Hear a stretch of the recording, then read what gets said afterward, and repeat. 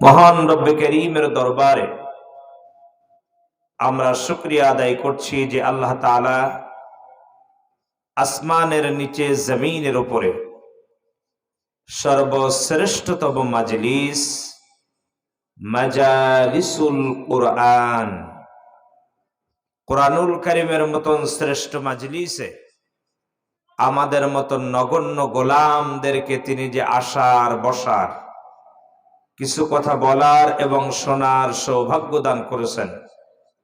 এজন্য আমরা সেই রব্বে করিমের দরবারে প্রাণটাকে খুলে সকলে পড়ছি আলহামদুলিল্লাহ। আরো জোরে সোরে পড়তে হবে আলহামদুলিল্লাহ। সকলে পড়ছি রব্বানা লাকাল হামদ হামদান কাসীরান তাইয়িবান মুবারাকান ফি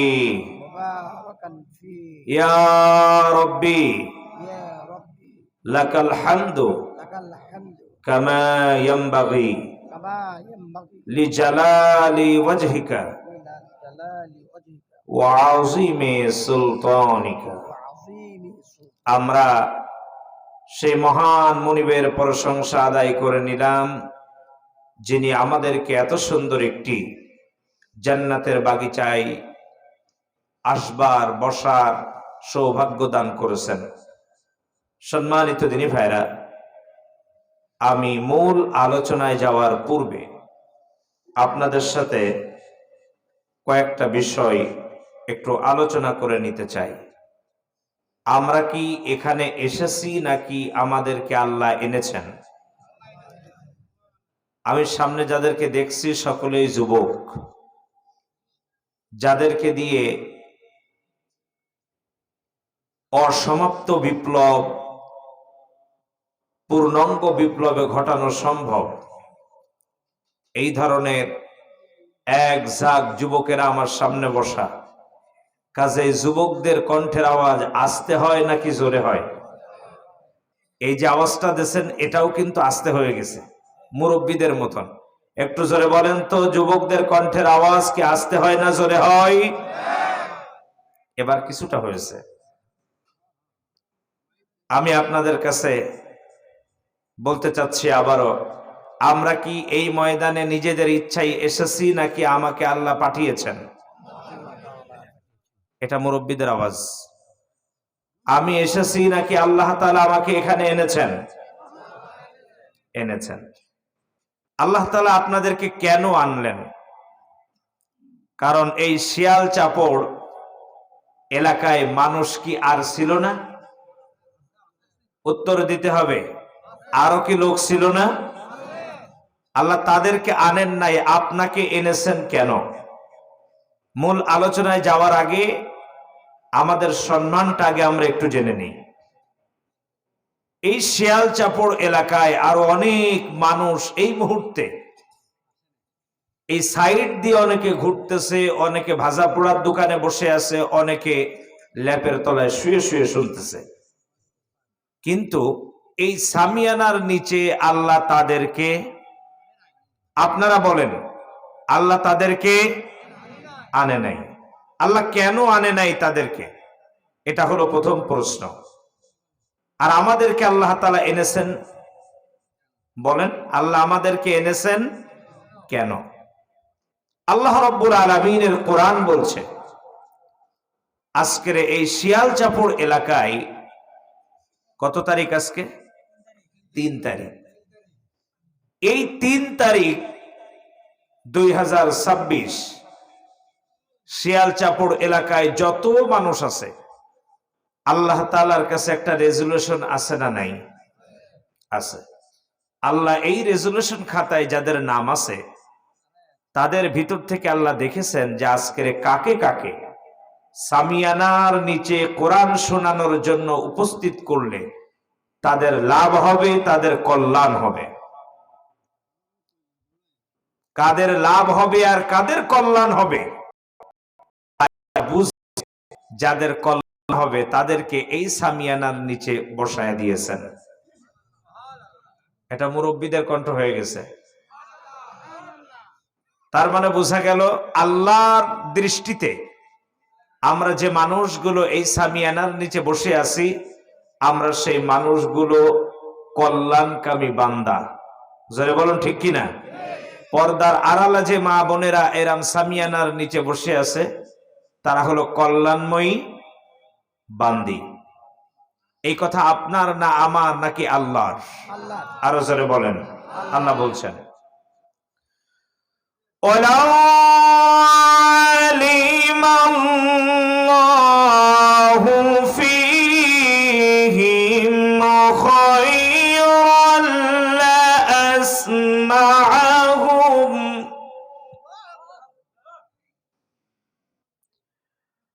ওয়ালাউ আসমা'হুম লাতাওয়াল্লাউ ওয়া হুম মুরিদুন।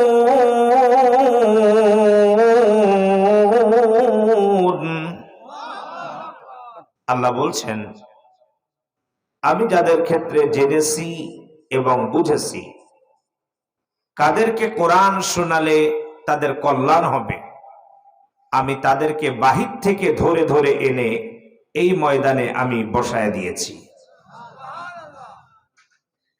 আর আমি যাদের ক্ষেত্রে জেনেছি এদের কোরআন শুনিয়ে কোনো লাভ নাই, যাদের লাভ আছে তাদের কথা বলে নিলাম। এবার যারা বাহিরে আছেন তারা ভালো করে শোনেন। যারা বিভিন্ন জায়গায় কাজ নাই কাজ তৈরি করতেছেন, যারা এই প্যান্ডেলের বাহিরে, তারা এই মুহূর্তে ভালো করে শুনবেন। আল্লাহ বলছেন, আমি যাদের ক্ষেত্রে জেনেছি এদেরকে কোরআন শুনিয়ে কোনো লাভ নাই, আমি তাদেরকে এই প্যান্ডেলের বাহিরে রেখে দিয়েছি, কারণ ওদেরকে আমি এখানে হাজির করব না। কারণ ওরা যদি এখানে প্রবেশ করে তাহলে পরিবেশ নষ্ট করবে। পরিবেশ কি করবে? নষ্ট করবে। আল্লাহ এই জন্য বলছেন, ইন্নাহুম আনিস সামঈ লামাযুলুন। প্রখ্যাত তাফসীর কারক, তাফসিরে জালালাইনের সুনামধন্য লেখক আল্লামা জালালউদ্দিন মুহাল্লি রাহিমাহুল্লাহ, তিনি বলেন, আল্লাহ তাদেরকে লামাযুলুন আজল করেছেন। আজল শব্দের অর্থ হলো বিরত রাখা। আজল শব্দের অর্থ কি? বিরত রাখা। আমি আপনাদের কাছে শুনতে চাই, একজনও জবান বন্ধ রাখবেন না। আল্লাহ তাআলা তাদেরকে কি শোনা থেকে বিরত রাখলেন? জোরে আওয়াজ দিয়ে বলতে হবে, আল্লাহ তাদেরকে কি শোনা থেকে বিরত রাখলেন? কোরআন শোনা থেকে। কেন রাখলেন? সহজ কথা, আল্লাহ ওদের ক্ষেত্রে জানেন ওদের কোরআন শুনিয়ে কোনো লাভ, আর আল্লাহ এই সামিয়ানার নিচে যাদেরকে এনেছেন আল্লাহ জানেন তাদেরকে কোরআন শুনিয়ে লাভ আছে। প্রিয় ভাইয়ের আমার, প্রশ্ন হতে পারে, ওই লোকগুলো এখানে আসলে কিছু শুনলেও তো হেদায়েত হলেও হতে পারত। এই প্রশ্ন যেমন আপনার, আমার, আমাদের সবার। আল্লাহ বলতেছেন, আমি জানি ওরা এখানে আসলে আর একজনের ক্ষতি করবে, এজন্য যারা কল্যাণকামী তারা প্রবেশ করে যাবে, কিন্তু যারা কল্যাণকামী না ওদেরকে বাহিরে রাখবে, এজন্য যে ওরা এখানে প্রবেশ করলে আর একজনের কি করবে? ক্ষতি করবে। কেমন জানেন? চুপচাপ বসবে কিছু সময়, বসার পরে যখন দেখবে যে অবস্থা খারাপ, আলোচনা তার মনের বিরুদ্ধে যাচ্ছে, সে এবার পাশের জনকে খুঁচা দেবে। খুঁচা দিয়ে বলবে, এত সময় কি ঠান্ডার মধ্যে বসা যায় নাকি? চলো বাইরে তো একটু চা খেয়ে আসি, একটু হেঁটে আসি। আর মাইকের আওয়াজ তো আগে চাইতে বাড়ায় নিয়েছে হুজুর, ও বাড়ি যাইতে যাইতে শোনা যাবে। আর ঘন্টাখানিক সারা বাড়ি আলোচনা করবে, তো বাড়ি বসেও শোনা যাবে, চলো যাই। তার মানে নিজে তো আসলো না, আর একজনকেও ক্ষতি করলো। আল্লাহ এজন্য বলছেন, ইন্নাহুম আনিস সামঈ লামাযুলুন, আমি এই ক্যাটাগরির বান্দাগুলোকে আমি বাহিরে রাখবো, এখানে ঢুকতে দেব না। আল্লাহ আরো বলছেন, তুমি যখন আলোচনা শুরু করবে তার আগে এই চরিত্রের মানুষ যারা ওখানে বসা থাকবে আমি ওই প্যান্ডেল থেকে তাদের ঘেঁটি ধরে ধরে বের করে দেব। কে বলতেছেন? তার মানে এই চরিত্রের মানুষ এখানে যদি থাকে আল্লাহ তাদেরকে কি করবেন? উত্তর দেন। আপনাদের জোরে বলতে হবে, আল্লাহ তাদেরকে এখান থেকে কি করবেন? বের করে দেবেন। আল্লাহ বলছেন, তবে হ্যাঁ, যত সময় কোরআন থেকে আলোচনা হবে একজন মোমেনও জায়গা থেকে উঠবে না। হে নবী, আপনি জেনে রাখুন যারা সাচ্চা মোমেন কোরআন থেকে আলোচনাকালীন তারা কি করবে না? উঠবে না। ঘোষণা কার? আল্লাহ বলছেন সূরাতুল আনফাল,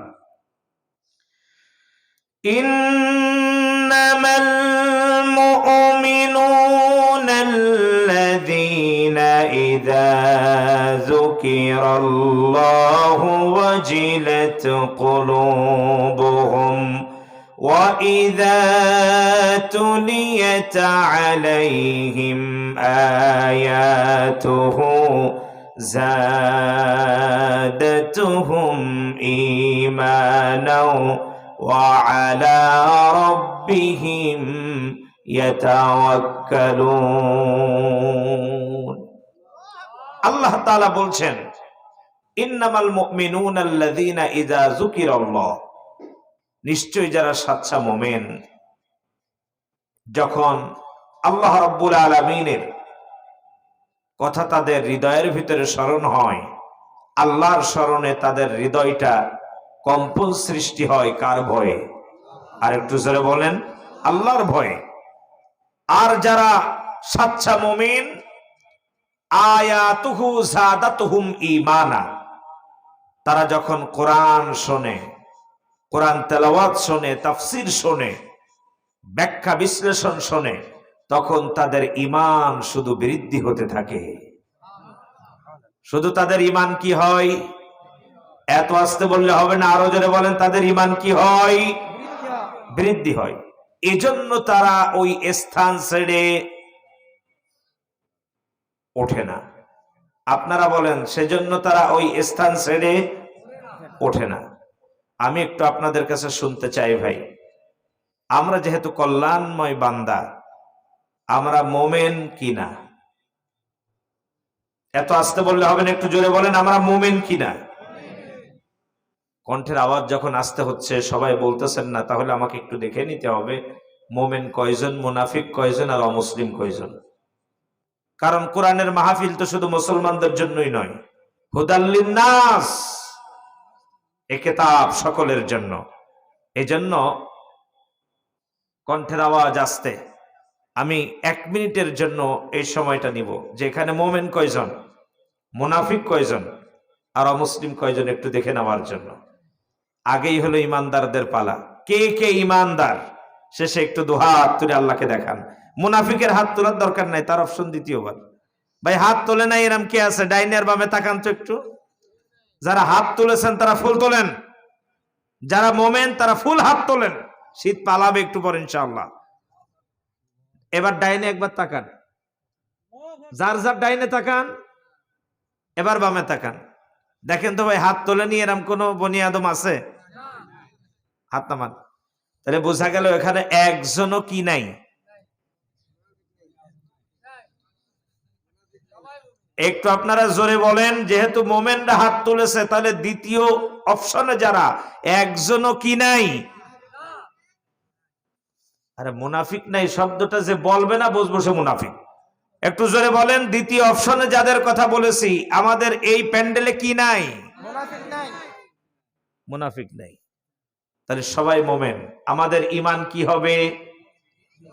সবার জোরে বলতে হবে। শুনুন, কোরআন থেকে আলোচনা শোনা মানে, আমি একটু আগে যখন দেখেছি আব্দুল মোমেন ভাই আলোচনা করেছে, আপনারা শুধু শুনছেন, কিন্তু আমি এই ধরনের না।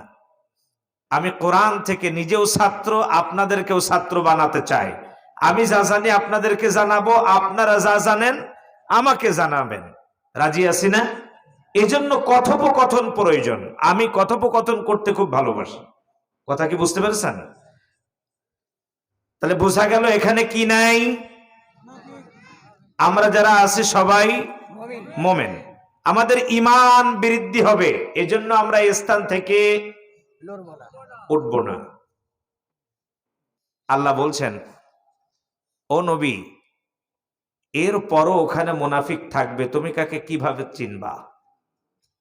আমরা বলেছি আমরা মুনাফিক না, আমরা এখানে বসে থাকব। আল্লাহ বলছেন এর পরেও কিছু বান্দা থাকবে।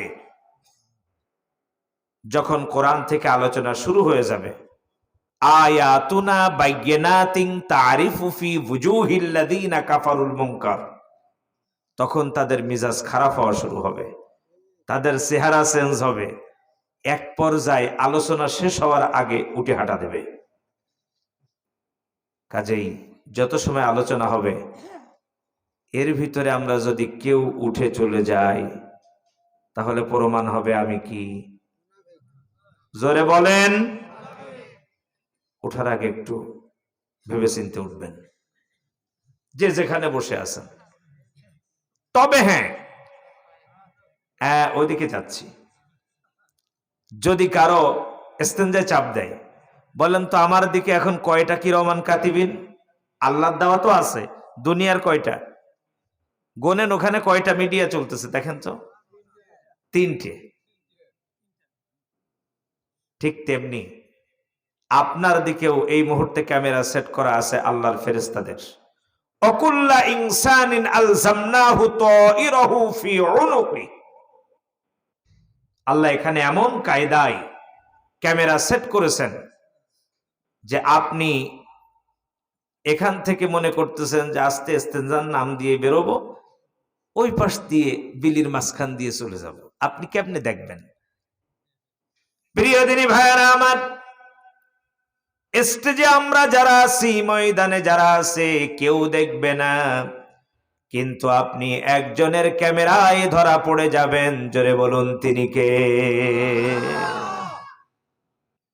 আপনি তো ওই জায়গায় ধরা।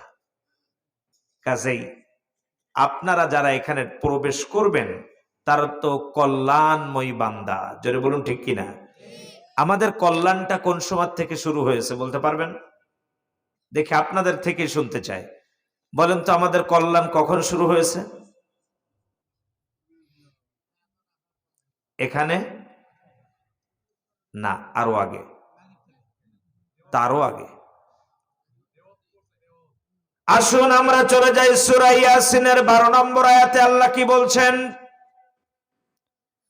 আল্লাহ রাব্বুল আলামিনের কোরআন বলে, ও বান্দা, ও বান্দি, যখন তুমি কোরআনুল কারীমের তাফসীর শোনার জন্য রওনা হয়ে গেলে, আমি জমিনকে ডাক দিয়ে বললাম, ইন্না নাহানু নুহয়িল মাউতা ওয়া নাকতুবু মা কদ্দামু ওয়া আসারহুম ওয়া কুল্লা শাইইন আহসাইনাহু ফি ইমামিম মুবিন।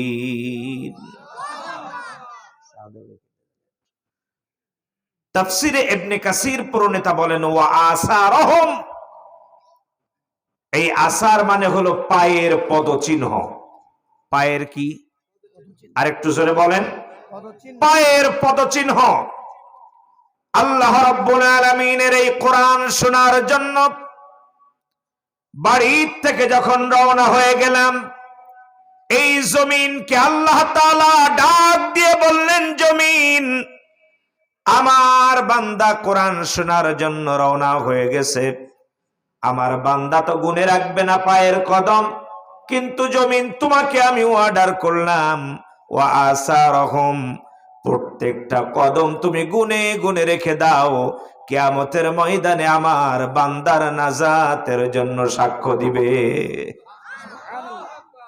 আপনি আমি কয়টা কদম ফেলে এখানে আসলাম আমরা কেউ জানি না। কেউ জানি, কিন্তু কে জানে? আল্লাহ কাকে গুনে রাখতে বলেছেন? জমিনকে। ও জমিন, কিয়ামতের ময়দানে আমার সাথে তুমি কি বলবা? কথা বলবা। তাহলে আমাদের লাভ আরো আগে থেকে শুরু হয়ে গেছে না?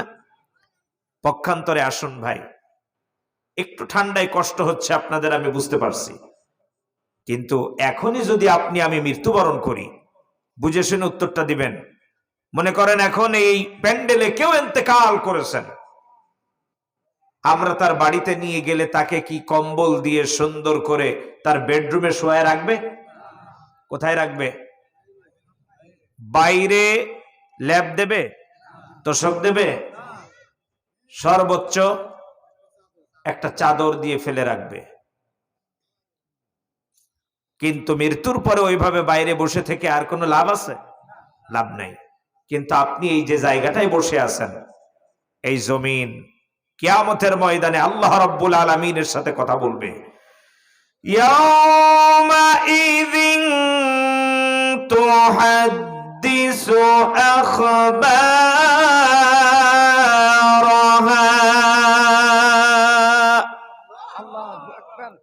এই জমিন আল্লাহকে ডাক দিয়ে বলবে, আল্লাহ, ঠান্ডার ভিতরে তোমার বান্দা আমার বুকের উপরে এত সময় বসে বসে কোরআন শুনেছে। আল্লাহ, আজকের কোনো অবস্থাতেই তুমি তোমার এই কোরআন প্রেমিক বান্দাকে জাহান্নামে দিতে পারো না।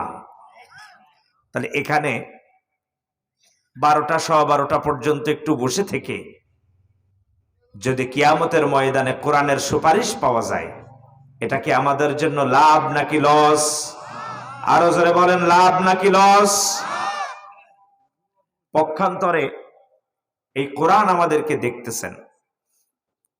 আমরা এই মুহূর্তে যারা এখানে বসে আছি, কোরআন কিয়ামতের ময়দানে আমাদেরকে চিনে নিবেন। আমাদেরকে কি করবেন? চিনে নিবেন। প্রিয় ভাইয়ের আমার, সেজন্য আমরা যারা এখানে একবার প্রবেশ করেছি আর বেরোনোর মতন চিন্তাও, আর একটু জোরে বলেন, করব না। কারণ আমাদের পরিচয় আমরা কি। এখন আসুন, আল্লাহর আরো কল্যাণময় বান্দারা ভিতরে ঢুকবে। আমরা 1 মিনিটের ভিতরে যার যার সামনের জায়গাটা একটু পূরণ করে বলবে। একেবারে সামনে গিয়ে আসবেন। ভাইদের কষ্ট হচ্ছে, পেছন থেকে এসে ঠাসাঠাসি করতেছে, মেহেরবানি করে সামনে গিয়ে আসেন। এই সুযোগে দেখবেন অনেক আল্লাহর বান্দারা বেরোয় যেতে পারে। আসেন, সামনে গিয়ে আসেন। জায়গাটা গরম হয়ে গেছে, বুঝতে পেরেছি। থাক, একটু সামনে গিয়ে আসেন ভাই, একটু স্যাক্রিফাইস করেন। আসেন আসেন, আল্লাহ এতে কল্যাণ দিবেন। আরে কি রে, এখানে নাইকা হবে, এটাই হবে। সামনে গিয়ে আসেন, এই ফাঁকা জায়গাটা পূরণ করেন। শুনুন, এর নাম কি? আরো জোরে বলেন। কোরআনের সংস্পর্শে যে যত বেশি আসবেন, যত কাছে আসবেন, জান্নাতের ভিতরে আল্লাহ রাব্বুল আলামিনের নিকটবর্তী হতে পারবেন তত বেশি। সে সামনে গিয়ে আসেন। আসুন, আজকের যেখান থেকে আমি আলোচনা করার ইচ্ছা পোষণ করেছি, সেই নির্ধারিত নির্দিষ্ট জায়গা থেকে আগেই তেলাওয়াত করে নিতে চাই।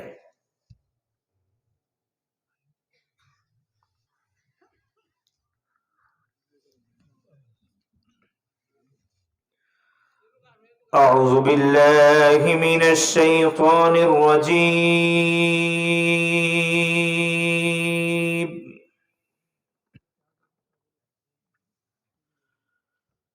بسم الله الرحمن الرحيم.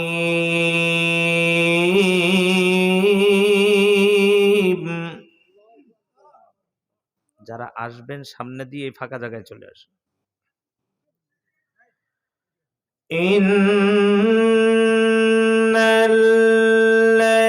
ইন্নাল্লাযীনা ক্বালু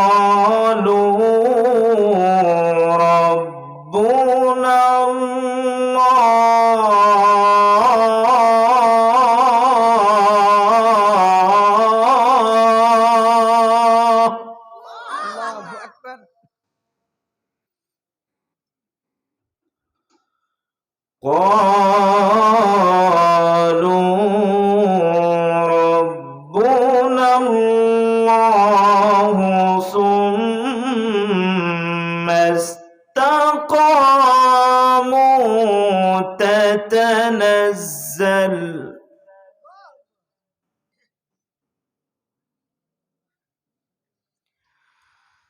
تتنزل عليهم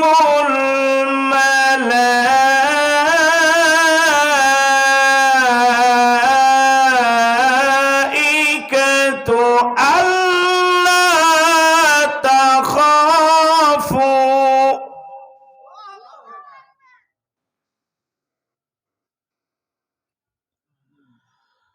ألا تخافوا ولا تحزنوا وأبشروا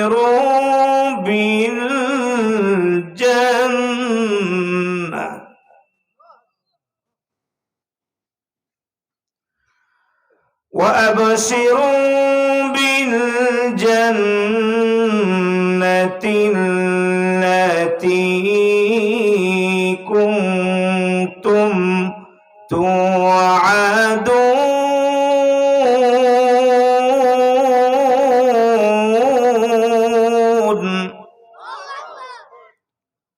صدق الله العظيم। আমি আপনাদের সামনে তেলাওয়াত করেছি মহাবিশ্বের মহাবিশ্বয় মহাগ্রন্থ আল কোরআনুল কারীমের সূরা হামিম আস-সাজদা এর 30 নম্বর আয়াত। আল্লাহ সুবহানাহু ওয়া তাআলা এই একটি আয়াতের সংক্ষিপ্ত আলোচনা করার যদি তৌফিক দান করেন তাহলে আমি করতে পারবো, আপনারা শুনতে পারবেন ইনশাআল্লাহ। قالوا سبحانك لا علم لنا إلا ما علمتنا عليه توكلت وإليه أنيب। সম্মানিত দিনী ভাইরা, আমরা এখানে যারা আছি এক কথাই উত্তর দিবেন, আমাদের রব কে? আল্লাহ। আরো সিনাটা উজাড় করে বলুন, আমাদের রব কে? আল্লাহ। এই ঘোষণাটা আজকের কি আমরা নতুন দিচ্ছি নাকি আগেও দিয়েছি? আল্লাহ রাব্বুল আলামিন আপনাকে আমাকে প্রশ্ন করে বলেছিলেন, আলাস্তু লিরাব্বিকুম। আমরা সেদিন একযোগে এক বাক্যে সবাই বলেছিলাম কলু বালা, অবশ্যই আপনি আমাদের রব। আল্লাহ বলেছিলেন আলাস্তু লিরাব্বিকুম, আমি কি তোমাদের রব নই? আমরা বলেছিলাম অবশ্যই আপনি আমাদের রব। সবাই জোরে আওয়াজ দিয়ে বললেন, আপনি আমাদের রব। আল্লাহ যে আমাদের রব, এতে কি কোনো সন্দেহ আছে? আল্লাহ আমাদের রব না, এই মতের কেউ আছেন? কেউ নেই। আল্লাহ তাআলা আমাদের রব, এই ঘোষণাটা নামাজে আমরা 24 ঘন্টায় কতবার দেই? হিসেব করছেন কখনো? 5 ওয়াক্ত নামাজে আমরা কতবার আল্লাহকে বলি তুমি আমাদের রব? নামাজে যখনই দাঁড়াই তখনই আমরা রব বলে স্বীকার করি কাকে? আপনি যখন নামাজে দাঁড়াচ্ছেন প্রতি রাকাতে আপনি রবকে স্বীকার করছেন আর বলছেন, পড়ুন আমার সাথে, আলহামদুলিল্লাহি রাব্বিল আলামিন। যতবার আপনি দাঁড়াচ্ছেন ততবার আপনি বলছেন আমার রব। আবার যখন আপনি রুকুতে চলে যাচ্ছেন তখনও কি পড়তেছেন? সুবহানা রাব্বিয়াল আযীম। কম করে হলেও কতবার? আরো জোরে বলতে হবে, 3 বার। আবার যখন আপনি রুকু থেকে সোজা হয়ে দাঁড়াচ্ছেন আবার কি পড়তেছেন? রব্বানা লাকাল হামদ।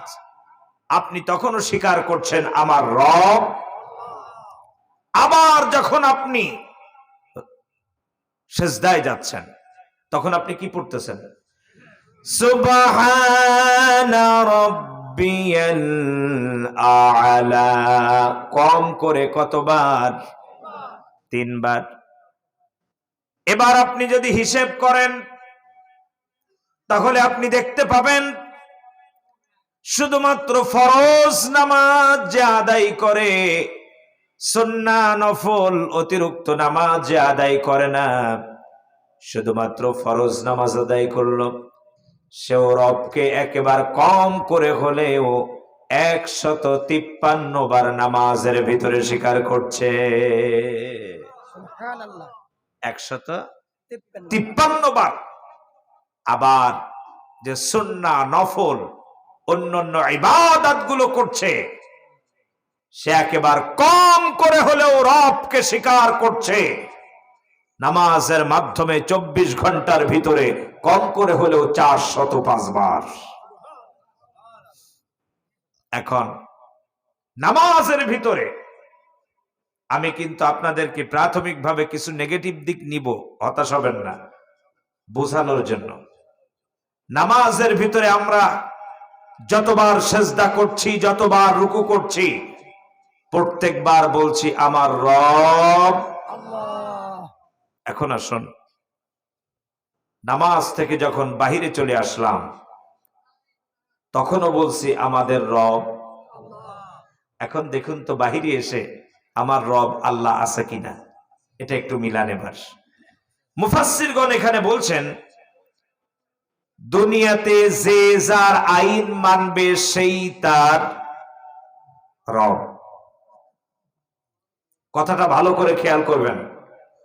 দুনিয়াতে যে যার আইন মানবে, আমার সাথে বলেন, দুনিয়াতে যে যার আইন মানবে সেই তার রব।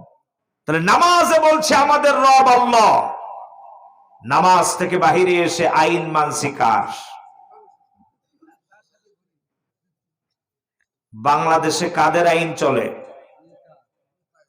এখনো হলো না, ব্রিটিশের আইন।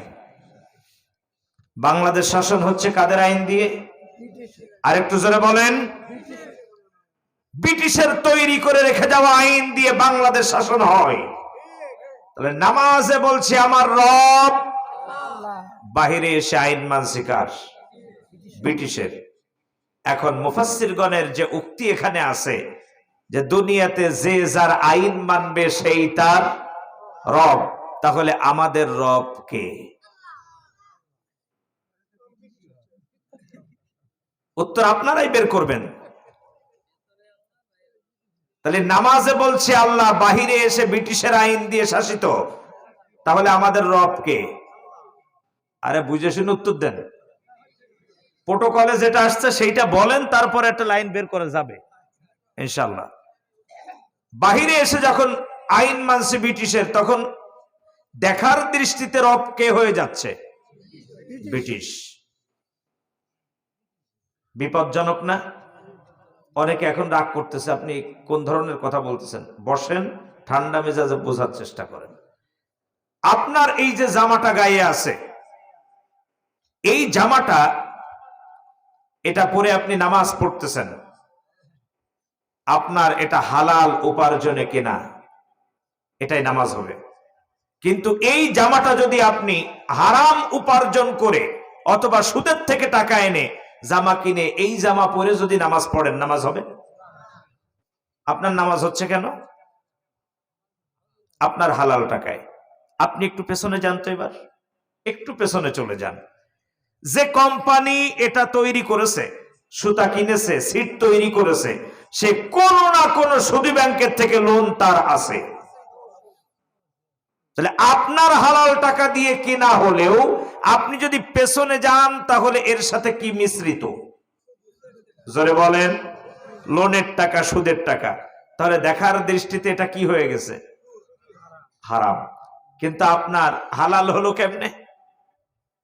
আপনি যেমন আপনার হালাল টাকায় ক্রয় করেছেন, আর এই সুদের বিরুদ্ধে আপনার সংগ্রাম আছে, লড়াই আছে।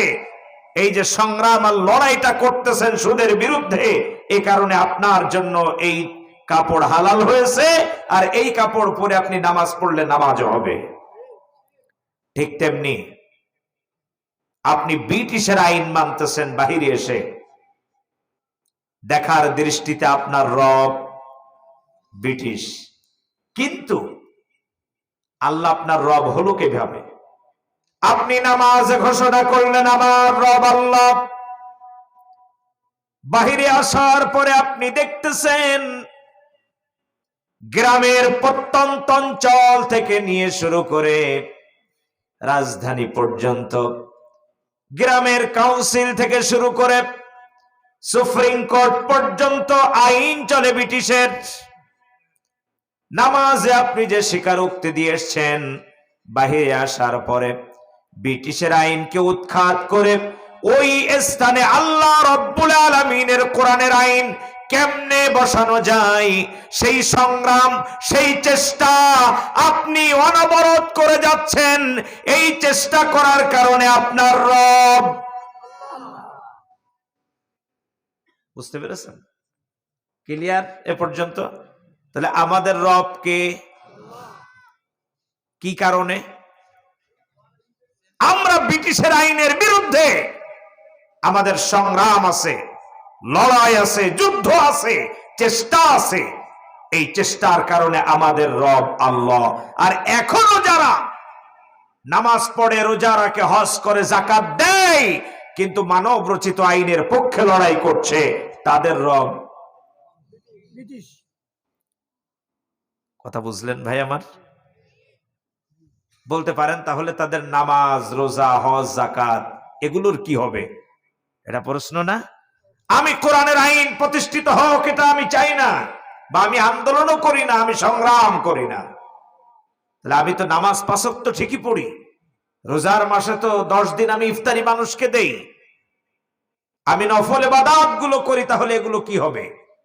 চলে যান সূরা মুহাম্মদ কি বলে, আল্লাযীনা কাফারু সাদ্দু আন সাবিলিল্লাহি আদাল্লা আমালাহুম। আল্লাহ রাব্বুল আলামিন বললেন, ওরা নামাজ পড়ে, ওরা রোজা রাখে, হজ করে, যাকাত দেয়, কিন্তু কোরআনের আইনের পক্ষে কাজ করে না।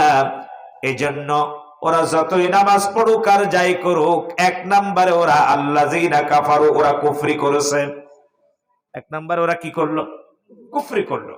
অসাদ্দু আন সাবিলিল্লাহ, আমার রাস্তায় চলতে ওরা বাধা দিল। অর্থাৎ আমরা যদি কোরআনের আইন প্রতিষ্ঠার জন্য চেষ্টা করি, এর বিপরীত যারা থাকবে তারা তো আমাদের বিপরীত চলবে। আর বিপরীত যখনই চলবে, আল্লাহ বলছেন সাদ্দু আন সাবিলিল্লাহ, এই বাধা ওরা দিয়েছে। এই বাধা দেওয়ার কারণে আদাল্লা আমালাহুম, আমি ওদের আমলগুলোকে ব্যর্থ করে দিলাম, নষ্ট করে দিলাম, বরবাদ করে দিলাম। তাহলে নামাজের রব বলে স্বীকার করলাম, কিন্তু বাহিরে গিয়ে যখন মানুষের আইনের পক্ষে লড়াই করব, তখন আমার ওই নামাজ, আপনাদের তাফসীর বুঝতে কষ্ট হচ্ছে ভাই? আমার ওই নামাজ শেষ, কোনো কাজে আসবে না, সময় নষ্ট হলো খামোখা। এখন আসুন, আপনাকে আমি প্রশ্ন যদি করি যে এই বাংলাদেশের মানুষের ভাগ্যের পরিবর্তন করার জন্য বাংলাদেশের মানুষ কি কম চেষ্টা করেছে? একটু জোরে বলেন।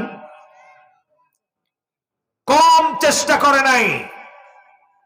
বিজয় দিবস পালন করি, স্বাধীনতা দিবস পালন করি, সব করি, কিন্তু এখনো পর্যন্ত মসজিদের জুতা চুরি বন্ধ হয় নাই। বিশ্বাস করুন তাওহীদি জনতা, এই বাংলার জমিনে যতদিন পর্যন্ত ব্রিটিশের আইন দিয়ে শাসন করা হবে, মসজিদের শুধু জুতা চুরি নয়, ঘর বাড়িও চুরি হবে, দোকানপাট চুরি হবে। এই বাংলার জমিনের মানুষ শুধু স্বাধীনতার গানই গাবে, জীবনেও স্বাধীন হতে পারবে না। আপনি একটু চিন্তা করেন, এটা বোঝার জন্য বলছি, যাতে আপনারা তাফসীরটা সহজে বোঝেন। রবের আইন যখন চলে আসবে তখন আমাদেরকে শান্তি দিবেন কে? আরো জোরে বলেন, আমাদের রব, তিনি আমাদেরকে শান্তি দিবেন। কিন্তু শান্তির জন্য আমরা তো কম দৌড়ালাম না। একটু শান্তির জন্য ব্রিটিশ তাড়ালাম, দেখি একটু শান্তি হয় কিনা। ব্রিটিশ চলে গেল, পাকিস্তানি হানাদার বাহিনী আসলো, তাদেরকেও তাড়ালাম যে একটু শান্তি পাওয়া যায় কিনা। এরশাদ সাহেব আসলেন, মাঝখানে আরো অনেকেই আছেন। এরপরে জিয়াউর রহমান সাহেব আসলেন, এরপরে শেখ মুজিবুর রহমান সাহেব আসলেন, এরপরে শেখ হাসিনাও আসলো, খালেদা জিয়াও আসলো। কিন্তু ক্ষমতার পালা বদল হয়েছে, কিন্তু মানুষের ভাগ্যের কোনো পরিবর্তন আসে নাই। কেন আসেনি? এর কারণটা কি? এর কারণ হলো একটাই, যেই পৃথিবীতে ক্ষমতায়, এই বাংলাদেশে ক্ষমতায় আসছে, সেই ব্রিটিশের আইন দিয়েই শাসন করা লেগেছে। তার মনের ইচ্ছা থাকলেও সে পারে নাই। এ কারণেই বাংলাদেশের মানুষের পরিবর্তন হয় নাই। একটু সহজে বুঝাই কিভাবে চলেছে। আপনাদের এই আশপাশে নিকটতম নদীর নাম কি? জোরে বলেন। ভদ্রা, করতোয়া, সুন্দর নাম। হ্যাঁ, ভদ্রা নদী। এই করতোয়া নদী আগে বিয়ে হতো কোন সময়, দিনে না রাত্রে?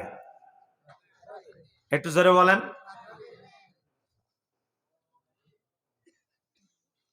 এখানে রাতে বিয়ে করছেন কে কে? শেষে হাত তোলেন তো একটু দেখি। রাত্রে যারা বিয়ে করেছেন তা হাত তোলেন। যারা করেছেন সমস্যা কি? একটু ব্যায়াম হোক। আলহামদুলিল্লাহ, হাত নামান। আর দিনে করেছেন কে কে? শেষে হাত তোলেন, হাত নামান।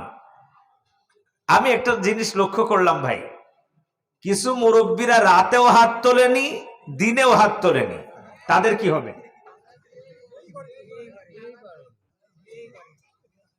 তার মানে তারা এখনো, আল্লাহ তাদেরকে দ্রুত বিয়ে করার তৌফিক দান করুন। এত জোরে আমিন বললেন, তো বিপদ ঘটবে যদি বাড়ি এলা শুনতে পায়। খেয়াল করুন ভাইয়েরা, আপনাদের এই করতোয়া নদী, মনে করেন বিয়ে হলো রাত 12টায়। বিয়ে কয়টায়? আরো জোরে বলেন। বিয়ে হলো রাত 12টায়। এখন করতোয়া নদী দিয়ে বিয়ে করতে যাবে। মাঝি ঠিক করেছে বেশ মোটা তাজা, বেশ কায়দার মতন একজন, যে তোমার কাজ হলো সুন্দর করে নৌকা চালায় তাড়াতাড়ি নিবা, 12টার আরো আগে যাবা। এখন বরযাত্রী নিয়ে করতোয়া নদী দিয়ে কেবল নৌকা চালানো শুরু হয়েছে। অন্ধকার রাত, কায়দা মতন মাঝি কিন্তু নৌকা চালাচ্ছে। ঘন্টা 1.5-2 হয়ে গেছে, মাঝির ডানা ব্যথা হয়ে ফুলে যাচ্ছে।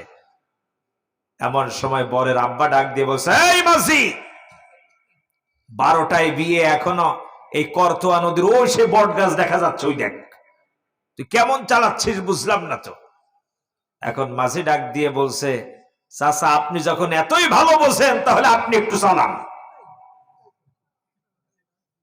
এখন চালাচ্ছে কে?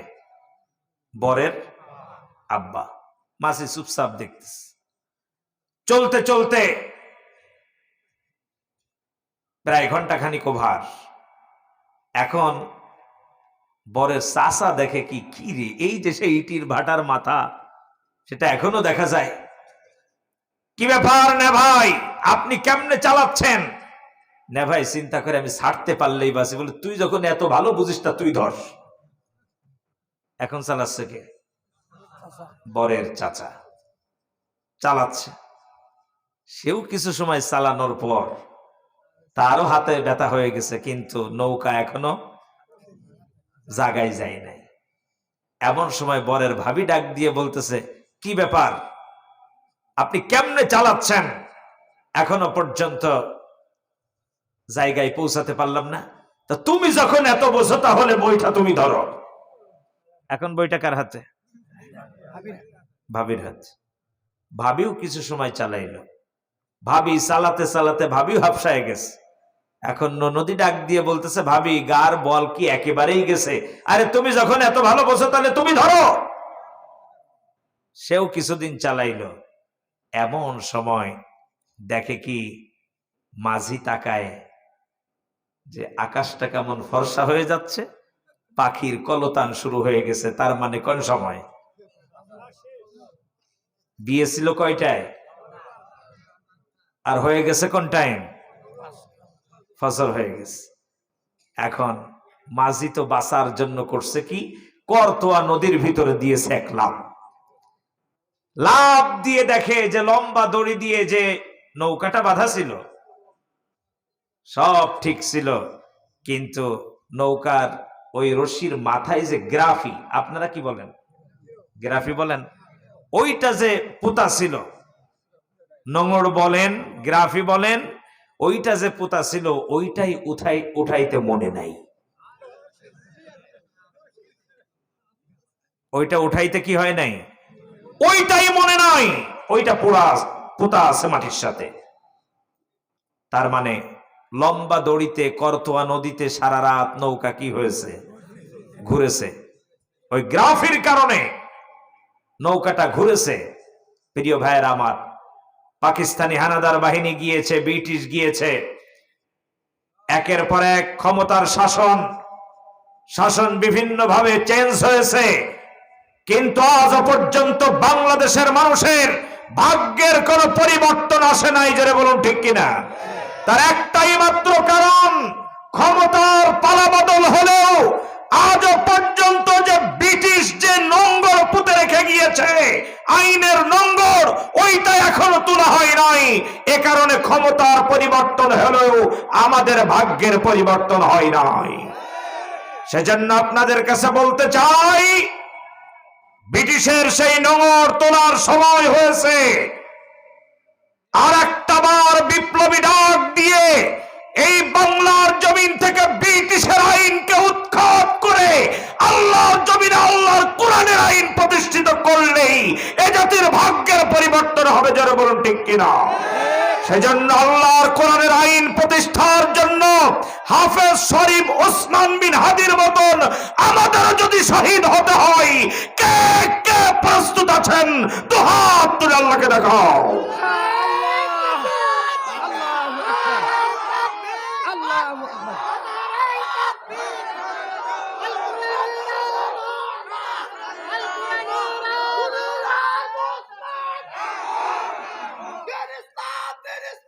জিন্দাবাদ জিন্দাবাদ। প্রিয় দিনী ভাইরা আমার, আল্লাহ সুবহানাহু ওয়া তাআলা এবার ডাক দিয়ে বললেন, দুনিয়ার মানুষেরা শুনে রেখে দাও, তোমাদের রব ইন্নাল্লাযীনা ক্বালু রাব্বুনা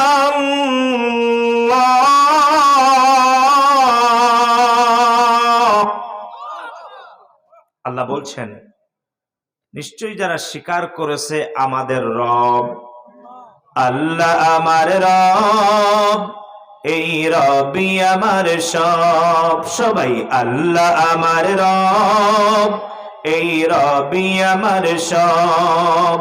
দমে দমে তনু মনে তারি অনুভব, দমে দমে তনু মনে তারি অনুভব। আল্লাহ আমার রব, এই রবি আমার সব। ঠিক কিনা প্রিয় ভাইয়ের আমার? এখন আল্লাহ রাব্বুল আলামিন আমাদের রব কেন? এখন এই প্রশ্ন। আল্লাহ তাআলা ডাক দিয়ে বললেন, ও দুনিয়ার মানুষেরা শুনে রেখে দাও, আমি কেন তোমাদের রব। আহুয়াল্লাযী ইয়াবদাউল খালকা সুম্মা ইউঈদুহু ওয়া হুয়া আহওয়ানু আলাইহি ওয়া লাহুল মাসালুল আ'লা ফিস সামাওয়াতি ওয়াল আরদ ওয়াহুয়াল আজিজুল হাকীম। পৃথিবী যা কিছু আছে সব কিছুর সূচনা একজন করেছেন, তিনি কে? আরো জোরে বলেন। আল্লাহ তাআলা সব কিছুর সূচনা করে আমাদের জন্য পথ চলাকে এই পৃথিবীতে সহজ করে দিয়েছেন কে? আল্লাহ বলছেন বনি আদম, শুধু তাই নয়, সবকিছু সৃষ্টি আমি করেছি, কিন্তু তোমাকে করেছি একটু ভিন্ন ভাবে। আমাদেরকে আল্লাহ কিভাবে করেছেন? একটু ভিন্ন ভাবে। এই পৃথিবীতে যত সৃষ্টি শুধুমাত্র দুইটা শব্দের সমন্বয়। কয়টা? দুইটা। একটা হলো কোন, আর একটা কি? ফায়াকুন। হও, সাথে সাথে কি হয়েছে? হয়ে গেছে। আল্লাহ তাআলা ডাক দিয়ে বললেন, বান্দারা শোনো, তোমাকে আমি সৃষ্টি করেছি একটু ভিন্ন ভাবে। এক নম্বরে আমি তোমাকে মর্যাদা দিলাম, ওয়ালাকাদ কাররামনা বানি আদম। আমাদেরকে মর্যাদা কে দিলেন? আল্লাহ তাআলা। আল্লাহ রাব্বুল আলামিন আমাদের মর্যাদা দিলেন। এবার আল্লাহ বললেন, তোমাকে যেমন মর্যাদা দিয়েছি ঠিক তেমনি তোমাকে আমি তৈরি করেছি আমার এই কুদরতি দুই হাত দিয়ে। যারা বলুন না আল্লাহু আকবার। আমাদেরকে দুই হাত দিয়ে সৃষ্টি কে করলেন? আল্লাহ। প্রিয় ভাইরা আমার, আল্লাহ আমাদেরকে সৃষ্টি করলেন, আর আমরাও বললাম হ্যাঁ আপনি আমাদের সৃষ্টি করেছেন, আপনি আমাদের রব। কারণ একটা সময় এই পৃথিবীতে আমাদের কোনো অস্তিত্ব ছিল না, আমাদের কোনো পরিচয়। হাল আতা আলাল ইনসানি হিনুম মিনাদ দাহরি লাম ইয়াকুন শাইআম মাযকুরা। আমরা কি এই পৃথিবীতে উল্লেখযোগ্য আমাদের কোনো পরিচয় ছিল? আমাদের কেউ চিনত? আল্লাহ বললেন, তোমাকে কিভাবে সৃষ্টি করলাম দেখো। ইন্না খলাকনাল ইনসানা মিন নুতফাতিন আমশাজ নাবতালিহি ফাজআলনাহু সামিআম বাসীরা। তোমাকে আমি সৃষ্টি করেছি উভয়ের বীর্য দ্বারা। এরপরে আমি তোমাকে সামিয়া শ্রবণ শক্তি দিলাম, বাসীরা দেখার শক্তিটাও দিলাম। যারা বলুন না আল্লাহু আকবার। তোমাকে একটা চোখ দিলে হতো, তোমাকে চোখ দিয়েছি কয়টা? আলাম নাজআল লাহু আইনাইন। তোমাকে চোখ দিলাম দুইটা। ও বান্দা, এরপরেও তুমি কেন আমাকে রব বলে স্বীকার করছো না? এখন আপনাদের কাছে আমার একটা শোনার বিষয়, আমাদের রব, আরো জোরে বলেন। আমরা যখন আল্লাহকে রব বলে স্বীকার করলাম, আল্লাহ তাআলা ডাক দিয়ে বললেন, আমাকে যখন তোমরা দুনিয়াতে রব বলে স্বীকার করেছো, আমি তোমাদেরকে দুইটা রাস্তা দিলাম। কয়টা?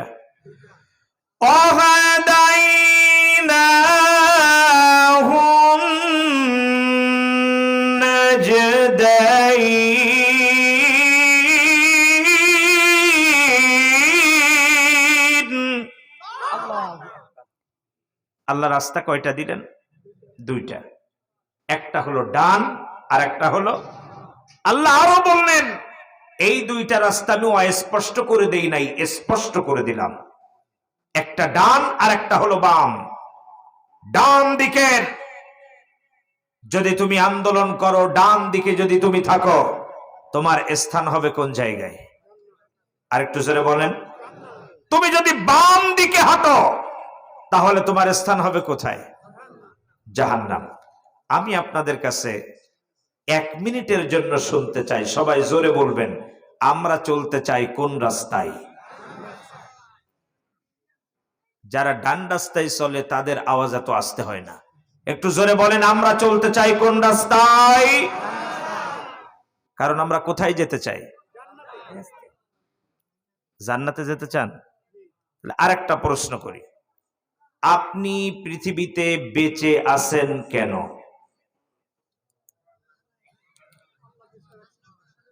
মুখ একজনও বন্ধ রাখবেন না, যার থইলেই যা আছে সব বের করেন। আপনি পৃথিবীতে বেঁচে আছেন কেন?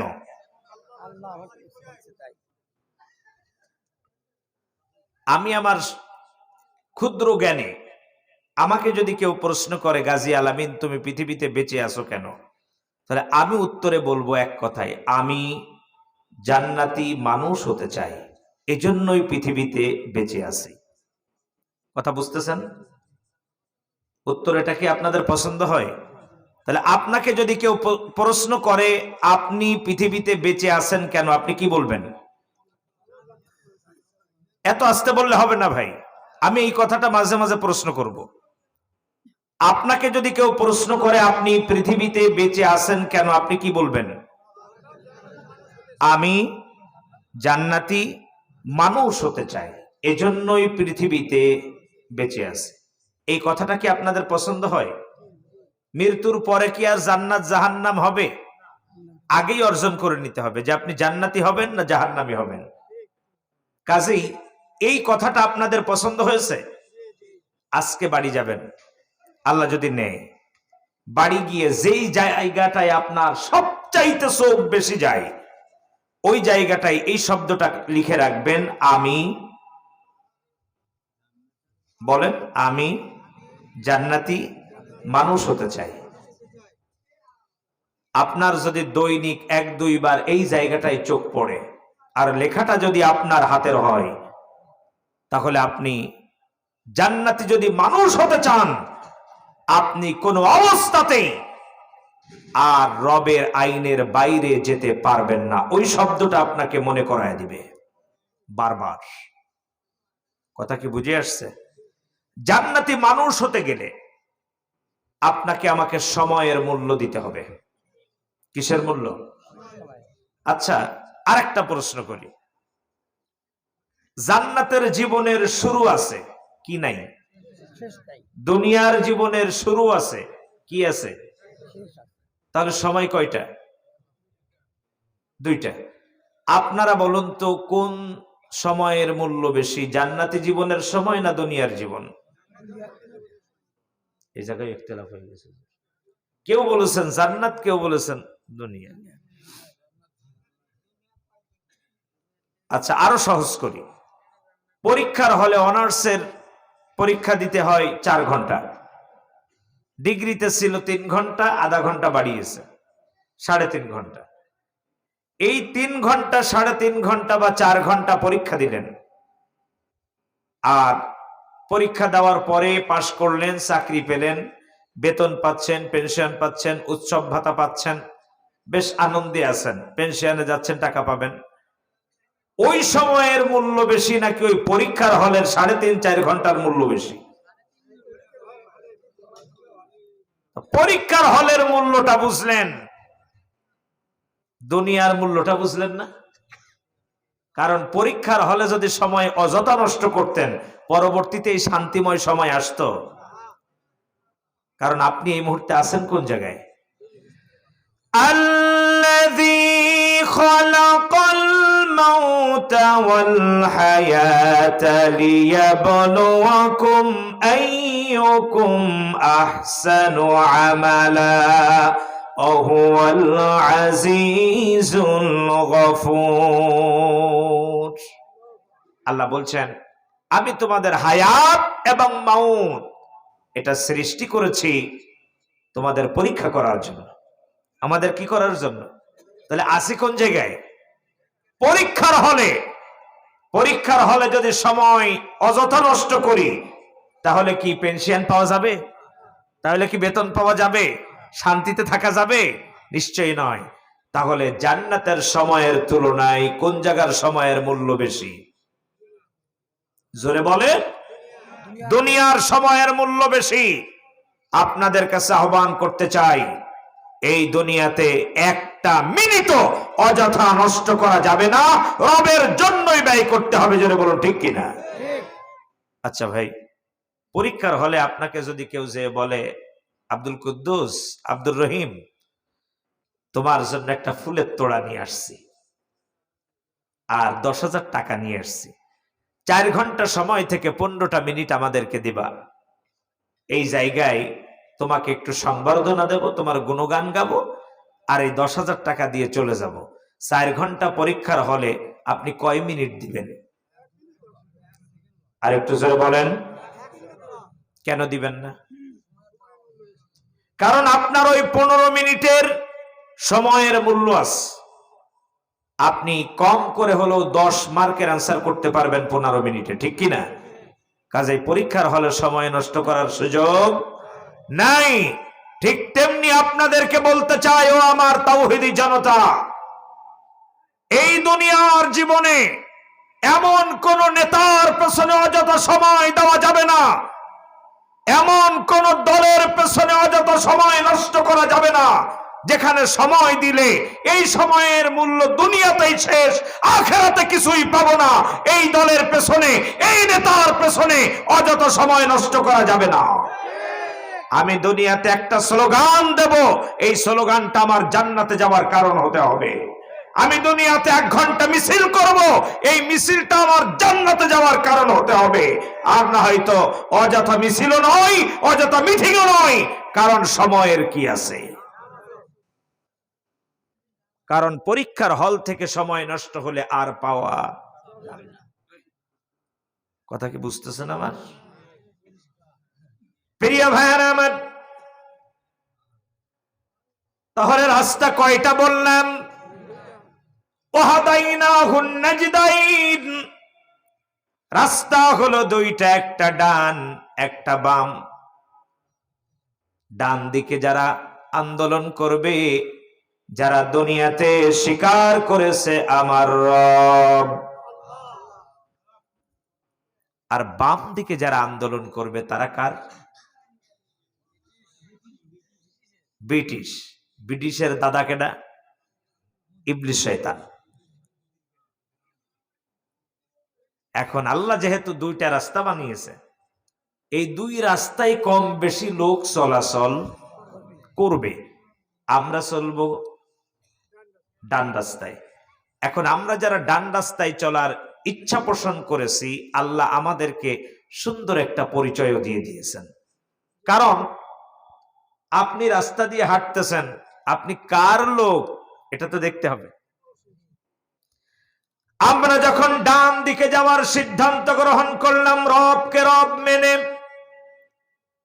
এবার আল্লাহ রাব্বুল আলামিন কত সুন্দর করে বললেন, আমাকে যারা রব মেনেছো, ওই রাস্তায় চলতে গেলেই শুধু হবে না, যারা বলেছো ক্বালু রাব্বুনাল্লাহ, আমার রব আল্লাহ, ওই রাস্তায় চলার সময় বাম দিকের রাস্তাওয়ালারা এসে তোমাদেরকে ধাক্কা ধাক্কি করবে, খবরদার পড়ে গেলে চলবে না।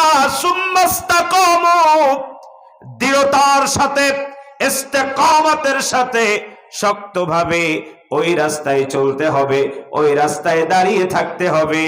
অসংখ্য আঘাত প্রতিঘাতের পরেও, জোরে বলুন ঠিক কিনা? আঘাত যে আসবে এটা তো আল্লাহ আগেই জানায় দিয়েছেন। আমরা এবার একটু পেছনে যাই। আঘাত কেমনে আসবে? নবী করিম সাল্লাল্লাহু আলাইহি ওয়াসাল্লাম তিনি কি এই সমাজের কোন মানুষের ক্ষতি করেছিলেন? কারো উট, দুম্বা, বকরি ধরে নিয়ে গিয়েছিলেন? ঘরবাড়ি ভেঙেছিলেন? কাউকে কষ্ট দিয়েছিলেন? দেন নাই। অথচ আল্লাহর হাবিব যখন নবুয়ত প্রাপ্ত হলো, নবুয়ত প্রাপ্ত হওয়ার পর উম্মাহাতুল মুমিনিন মা খাদিজা রাদিয়াল্লাহু তাআলা আনহার সাথে যখন সব বিষয় সুন্দর করে দুইজনে কথোপকথন করলো, সমন্বয় করলো, আম্মাজান তার থেকে যে উত্তরগুলো দিয়েছিলেন তার ভিতরে একটি ছিল, আগামীকাল সকাল বেলায় আমার চাচাতো ভাই তার কাছে আপনাকে নিয়ে যাব, তিনি আরো হয়তো কিছু তথ্য দিতে পারেন। আপনি যখন ডান দিকে যাবেন, রবকে স্বীকার করবেন, তখন আপনার কি কি ক্ষতি হতে পারে, কি কি বিপদের সম্মুখীন হওয়া লাগতে পারে সেটা বলছি। আল্লাহর হাবিবের সব কথা শুনলেন ওরাকা বিন নওফেল, যিনি তাওরাতের পণ্ডিত ছিলেন, ইনজিলেরও পণ্ডিত ছিলেন। তিনি সব শুনলেন, শোনার পরে আফসোস করে বলা শুরু করলেন, ইয়া লাইতানি কুনতু ফিহা যারআ ইয ইউখরিজুকা কওমুকা ইয়া লাইতানি কুনতু ফিহা জাযআ। আমার আফসোস হচ্ছে তুমি যে মিশন এবং ভীষণ নিয়ে এসেছো, তোমার কওমের লোকেরা, ইয ইউখরিজুকা কওমুকা, তোমার কওমের লোকেরাই তোমাকে বের করে দেবে তাদেরকে আলোর রাস্তা দেখানোর জন্য। আমার আফসোস হচ্ছে এটা, আমি যদি ওই দিন পর্যন্ত টকবগে যুবক থাকতাম, তাহলে ওই বিপদের দিনে তোমার সাহায্য আমি আসতে পারতাম। এজন্য আজকের আমার আফসোস হচ্ছে। কে বলতেছেন? ওরাকা বিন নওফেল। যখন এই আফসোস তিনি করলেন, আল্লাহর হাবিব রাহমাতাল লিল আলামিন চিন্তা করলেন, আমার কওমের লোকেরা আমাকে বের করে দেবে। কি বলেন? যারা আমাকে বলে আল আমিন আস সাদিক, বলছে হ্যাঁ, তারাই তোমাকে বের করবে, কারণ এটা হলো সব নবীদের সুন্নাহ। সব নবীদের কি? ইতিপূর্বে সব নবীদেরকে এইভাবেই বের করে দেওয়া হয়েছে, তোমাকেও বের করবে। তাহলে বোঝা গেল, আমরা যদি আল্লাহর হাবিবের ওই দাওয়াতি মিশন এবং ভীষণ এই জমিনে বাস্তবায়ন করতে যাই, এই ধরনের বিপদ আমাদেরও, আরো জোরে বলেন, প্রিয় দিনী ভাইরা আমার, হুজুর সাল্লাল্লাহু আলাইহি ওয়াসাল্লাম চিন্তা করলেন, আমি যখন এই মক্কাতে আর থাকতে পারবো না, আমার কওমের লোকেরাই আমাকে বের করে দেবে, তবে আমি এই মক্কা থেকে বের হয়ে চলে যাওয়ার আগে এমন একটা গাছ লাগিয়ে রেখে যাব, এই গাছের নিচে এই মক্কার মানুষগুলো আসবে, গাছের ছায়া পাবে, ফল খাবে।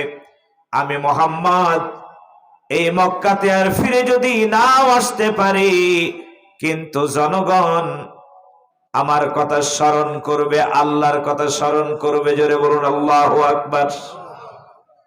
আপনাদের কাছে একটু শুনতে চাচ্ছি, বলুন তো সেই গাছটা কি গাছ? একটু জোরে সরে বলেন। খেজুর গাছ। আর দুই একটা গাছের নাম বলেন। আল্লাহর হাবিব কি শুধু খেজুর গাছই লাগাইছিলেন, না আরো আছে? হ্যাঁ, বট গাছ। আরো দুই একজন বলেন।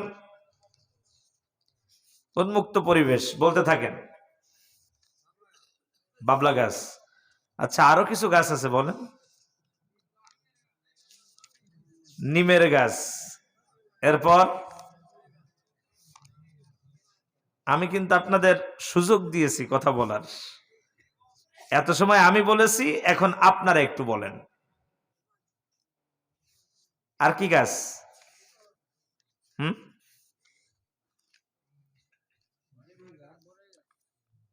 কলেমার গাছ কে বলেছেন?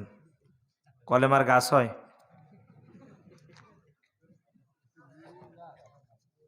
বড়ই গাছ। আর চলে যায় সরাসরি কোরআনের কাছ। সেইটা কি গাছ ছিল? কোরআন বলবে এখন। আল্লাহ রাব্বুল আলামিনের কোরআন বলছে সেই গাছটা হলো, আলাম তারা কাইফা দারাবাল্লাহু মাসালান কালিমাতান তাইয়িবাতান কাশাজারাতিন তাইয়িবাতিন আসলুহা সাবিতুন ওয়া ফারউহা ফিস সামা। এখন বলুন তো সেই গাছটা কিসের গাছ? আমার গাছ। এই গাছটা হলো ইসলামের গাছ। আল্লাহ তাআলা বলছেন, যে গাছের শিকড় চলে গেছে মাটির ভূগর্ভে, আর যার উচ্চতা ওই আসমানের সাথে মিশে গিয়েছে, চিৎকার মেরে বলুন আল্লাহু আকবার।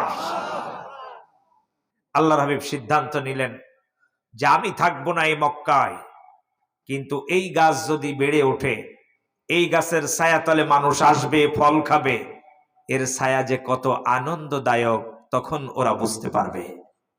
কে সিদ্ধান্ত নিলেন? একটু জোরে বলেন। মুহাম্মদ সাল্লাল্লাহু আলাইহি ওয়াসাল্লাম। প্রিয় দিনী ভাইয়েরা আমার, এখন বলুন, আপনার আমার জীবনে এমন একটা টাইম আসতে পারে আমরাও হয়তো এখানে থাকবো না, কিন্তু এই ধরনের গাছ যদি লাগায় রেখে যাওয়া যায়, সওয়াব পাবো কিনা? একটু জোরে আওয়াজ দিয়ে বলেন, পাবো। আল্লাহর হাবিব যখন এই গাছ লাগানোর সিদ্ধান্ত নিলেন, কলেমার গাছ, ইসলামের গাছ, আবু জাহেলদের গাছ তখন অলরেডি ছায়া দেয়। ইসলামের গাছ কেবল অঙ্কুর গজাবে, আর আবু জাহেলদের গাছ, একটু জোরে বলেন, ছায়া দেয়। আবুল আহাবের গাছ ছায়া দেয়, অথবা সাইবাদের গাছ ছায়া দেয়। তাদের কি গাছ ছিল? তাদেরও কিছু গাছ ছিল। সেই গাছ হলো কোনটা সুদের গাছ, ঘুষের গাছ, দুর্নীতির গাছ, সাদাবাজির গাছ, অন্যের জায়গা জমি দখল করে খাওয়া গাছ। এই গাছ ওদের ওই মক্কায় তখন বিস্তার লাভ করেছে। আর ইসলামের গাছ অঙ্কুর গজাবে। আল্লাহর হাবিব রাহমাতাল লিল আলামিন ইসলাম নামক চারা গাছটাকে কেবলমাত্র বীজ বপন করেছেন। বীজ বপন করার পর এবার কেবলমাত্র অঙ্কুর গজিয়েছে। যেই না অঙ্কুর গজিয়েছে ইসলামের গাছের, এখন আবু জাহেলের চোখ ওই গাছের দিকে। গত বৃষ্টির মৌসুমে আপনারা গাছ লাগাইছেন না? আপনারা যা দিয়ে তাফসীর সহজে বোঝেন, আমি সেইভাবে বুঝেছি। কারণ আমার সামনে যারা বসে আছেন তার অধিকাংশ মানুষগুলো দিন মজুর, রাত্রে তাফসীর শুনে সকালে ফজরের নামাজ পড়ে খেতে খামে কাজ করবেন। কথা সত্য না? সেজন্য আপনারা যেভাবে তাফসীর বোঝেন ওইভাবে বোঝানোর চেষ্টা করছি। আল্লাহ তাআলার হাবিব যে অঙ্কুর, আল্লাহর হাবিবের গাছের কি গজায় আছে? একটু সবার জোরে বলতে হবে, কি গজায় আছে? অঙ্কুর। এখন আবু জাহেল রাস্তা দিয়ে যায়, তাকাই কোন দিক বলেন তো? গাছের দিকে। উতবা যায়, তাকাই কোন দিক? সাহেবা যায়, তাকাই কোন দিক? কি রে, আমাদের গাছের ভিতরে এই গাছটা আবার কে লাগালো? তার মানে এখন যে হাটে তারই চোখ কোন দিকে? কি গাছ? ইসলামের গাছ। কি গাছ? ইসলামের গাছ। ঠিক তেমনি গোটা বিশ্বের চোখ এখন ইসলাম পন্থীদের দিকে। জোরে বলুন ঠিক কিনা? র থেকে শুরু করে আমলা পর্যন্ত তাদের প্রত্যেকের টার্গেট মানব রচিত আইনের পক্ষে যারা কাজ করেছে, তারা দেখতেছে এতদিন তো আমাদের গাছগুলোই ছিল, এই গাছ নতুন করে কোত্থেকে গজালো? কথা বলেন না কেন? সেজন্য ইসলাম পন্থীদের গোটা বিশ্বে বর্তমান যে অবস্থা, আবু জাহেলের পেতাব তারা বুঝতে সক্ষম, অল্প দিনের ভিতরেই ইসলাম নামক গাছ ঝাড়া দিয়ে উঠবে। এই জন্য পশ্চিমা বিশ্ব থেকে শুরু করে প্রত্যেকের চোখ এখন কোন দিকে? কোন গাছ? আর একটু জোরে বলেন। যখন এই গাছের শত্রু দাঁড়িয়ে গেল, ওদের টার্গেট গাছ কিভাবে মারবে, আল্লাহ রাব্বুল আলামিন ডাক দিয়ে বললেন, ও নবী, এই গাছের যখন শত্রু দাঁড়িয়ে গেছে নবী, মরুভূমির ভিতরে একটা অঙ্কুর যখন গজিয়েছে,